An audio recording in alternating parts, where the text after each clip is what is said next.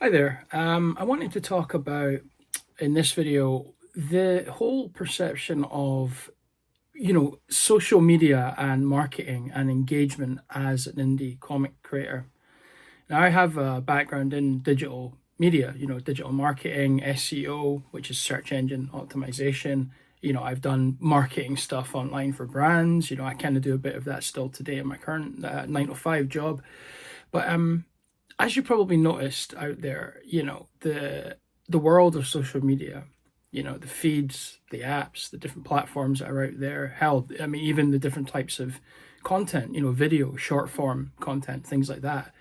It's completely different to how it was, even 5 years ago, even 10 years, 10 years ago. So it's tricky because there's so many platforms now and so many options out there. Do you start moving into things like short form video, to promote your comics, unboxing videos, little video diaries, things like that, to try and get engagement on TikTok? Or do you just stick with the traditional route on, text based posts on Blue Sky, Twitter, things like that? The other alternative, of course, is mailing lists, Substack, Patreon, that kind of subscription model. There's a lot of options out there. And even by my own admission, I felt this way. It can be overwhelming. So many options. Which one's the right one for you and the right one to grow your audience? It's tricky, right? To the point where you can even start to feel a bit, for lack of a better word, kind of paralyzed by it, right? Okay, oh God, what's the right thing for me? It's which one do you bet the farm on? And what I want to share is just I've been doing indie comics now since 2014. I was an early adopter on Kickstarter. I've sort of been there at the start of that kind of thing, and I'm no expert by any means, but my following is decent for this kind of space and in this kind of time. We've had a lot of issues lately with at large with platforms becoming unviable. Twitter, unless you use it a certain way, which I'll get into, the engagement is really bad. And it sucks because you may have built up a really good following on Twitter before, Elon Musk and the whole thing just went to hell. So, and it's painful to give that up. I'm recently in the process of hopefully migrating away from my Substack to Patreon, after Substack started funding, like mega right wing political parties and things like that. So, it's just something I don't want to be supporting, right? So, I'm hoping to make a gradual change. But what I found is it's really difficult to get people to move to my Patreon. So I can't really pull the trigger on that yet until I convince more people to move over. Otherwise, I'm saying goodbye to about 2,000 subscribers that I've built up over years. It's really difficult. You get stuck in this place between the morality of these platforms and just the hard work you've put in. Losing 2,000 subscribers would be a big blow for me. So I am gradually moving over. I do intend to leave the platform soon. Well, as soon as it feels viable. So yeah, it's tricky because very few of these platforms are actually have clean hands, right? It's a difficult situation that we're in right now. But first and foremost, I want to talk about two things. I want to talk about why many people's philosophy on marketing your comics is maybe wrong, and that's not I'm not trying to put anyone down. There is no rule book for this, right? We feel our way through it.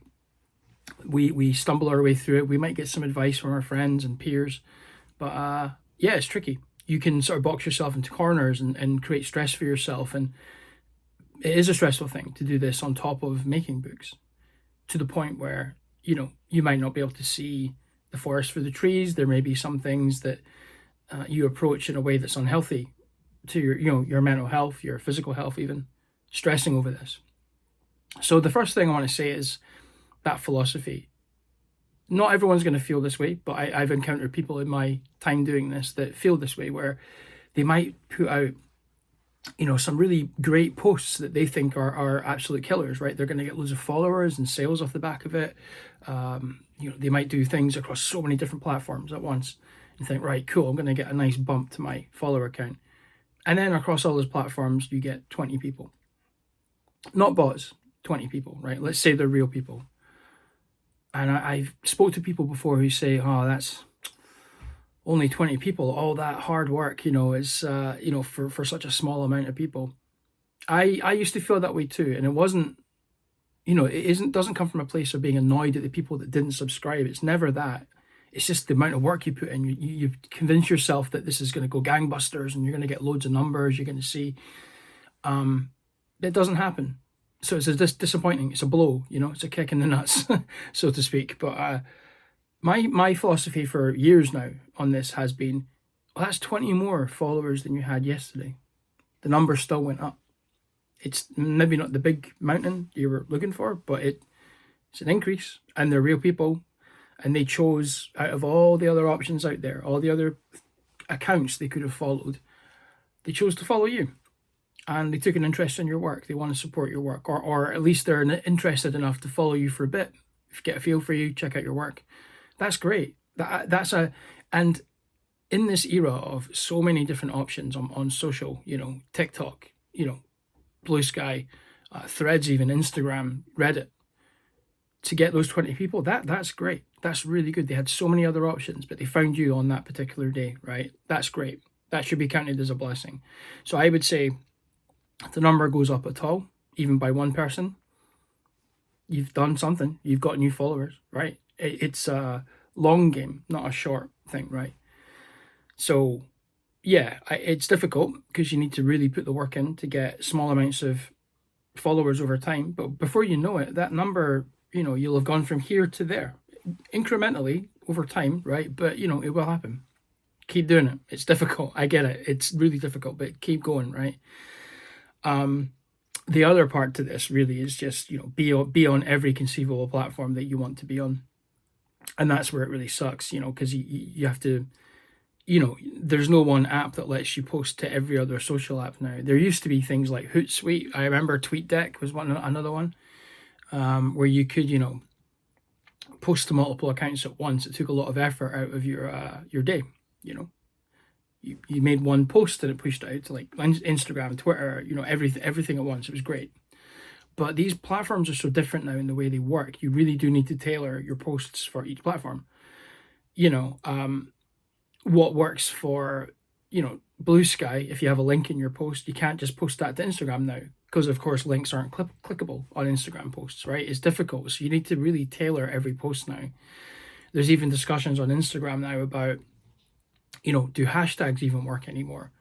I think there's a split opinion on this. I've read a few different sources, but apparently if you were going to use certain hashtags like comic or comic books, if you get those just in the body of your post, that's good enough now, apparently. You don't actually need to use the hashtags. And some people have even suggested that hashtags are a demerit. They actually will, if you spam them too much, then it can knock your channel down, which kind of defeats the purpose of hashtags, because they limit them to 5 now anyway. So I don't understand Instagram anymore. I think it's more about making video. I think that's where my gut feel is now. Don't take my word for that. I'm not an expert. Like I say, I'm not a consultant. I don't have a great read on the marketing, digital marketing landscape, but my hunch is that it's all about video now. But, I don't know. One of my biggest pieces of advice to you, and it may not be ideal if you're looking for an instant bump or a really quick bump of followers now or sales now, is newsletters, Patreon, things like Substack. Like I say, I'm trying to leave Substack. I will, once it feels right, once I've moved enough people across. But yeah, I mean, when people choose to subscribe to a newsletter, right, for a comic creator, that shows real intent. And intent's a word we use a lot in marketing and in my day job right now. Intent. Someone really had to want to follow you and become a fan and be part of your audience to give over their email address to subscribe to your newsletter. That shows they actually care. So predominantly my effort these days, I do post a lot on Blue Sky, Instagram. Not so much the other ones now. But I go the extra mile on my Patreon, and I to save the effort, I just duplicate that post on Substack. Again, for now, I will be leaving Substack at some point. And yeah, that to me is way better, because when someone, that goes straight into their inbox, cuts through the noise, it doesn't get lost in a big feed of, social posts that it might not be seen. And it goes right to the people directly, to the inboxes of people who have chosen to care and chosen to support you. Now, how do you build that audience? Again, all goes back to social, right? So let people know your Patreon or your newsletter exists. There's other formats, by the way, apart from Substack. They're not as great, but MailChimp, it's okay if you've got a small audience, but they start to charge you after a certain point. But it's just about not stressing too much, ultimately, right? Yeah, I get it. I stress too. I'm always like, oh, how do I build my audience bigger? How do I get non-comic, like new people into that audience? How do I move the number up? And some days, yeah, it hurts. It's stressful. I get it. I'm sure you felt the same way as well. But it's all about just incremental numbers. So yeah, I was talking there about how to build your subscriber count on your newsletter. So yeah, I'll go back to that. Social posts let people know it exists, but also off the back of my Kickstarters, as part of the backer survey, I'll ask people, hey, would you like to sign up to my monthly newsletter? Some people say no, that's fine, completely their choice. But the people that say yes, I'll sign them up. I'll manually add them to my newsletter. And I've done that again for the best part of 10 years now to get to, and this might sound like futile, but I got to about 2,000 subscribers on my Substack over about the best part of 10 years, which sounds small. Again, it's the quality of people that are following you, right? They care. They really are engaged in what you're doing. So would you rather spam, social and get 2,000 followers, but a lot of them might be bots or people who aren't really that invested and probably aren't going to buy your stuff? Or would you rather have 2,000 people on your newsletter who have actively chosen to engage with you and are genuinely interested in what you're doing? Weigh that up in your head, right? And it'll start to make more sense, which is the more viable option here. I'm not saying that the other social feeds are bad. You have to be on them, right? That's the painful thing. You must be on them these days. I don't post too much now. Some days are better than others, but I can go days now without posting on the likes of Blue Sky. My philosophy on this now is I won't post something unless I've genuinely got something to say, or if it's been a while that I've pushed a particular thing. I haven't pushed my Patreon in a while, so that might be the next thing. I might do a post on that today, right, just to remind people and try and get more people on board. So yeah, there's no easy answer here, and I would stay well away from paid posts like boosts and things like that. We're now at a point where unless you're spending a ton of money on those boosts, I doubt, it's very unlikely you're going to get any significant gains. And you might not get, again, like the newsletter thing, you might not get the right people seeing your post. You could say, I want people who are interested in comic books. When you set up your paid post, they ask you, what kind of people do you want to target? That's very vague, right? Comic books. What if they're not into your type of comic book? What if they're only into, I'm not saying this as a dig on the big two, but what if they are only into Marvel and DC and they don't look beyond that and they see your advert and go, indie comic? Nah. Again, it's the quality of people you're putting your post in front of, right? So just be mindful of that, I'd say, and just do your best to just don't let it get to you. It sucks, I get it. Look after your mental health first and foremost, right? That's the objective here. Make comics, but make them in a way that feels fun to you, that still feels a bit like a hobby, right? You may be chasing a career, fine, but what kind of career is it going to be if you start to resent the work and the stress of all of this burns you out before you even get there, right? Just try and, of all the things to stress you out, don't let social media and the marketing side of things be that stress, because it's not worth it. I promise you, like from experience, I promise you.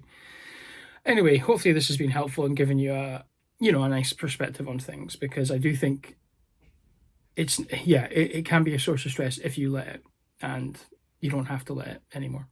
So yeah, best of luck. As always, I'm on social, I'm on Patreon. If you want to chat about any of these things, my inbox is always open. I might be slower these days at getting back to people, but I always try to. So yeah, good luck and have a good day. Thank you. Cheers.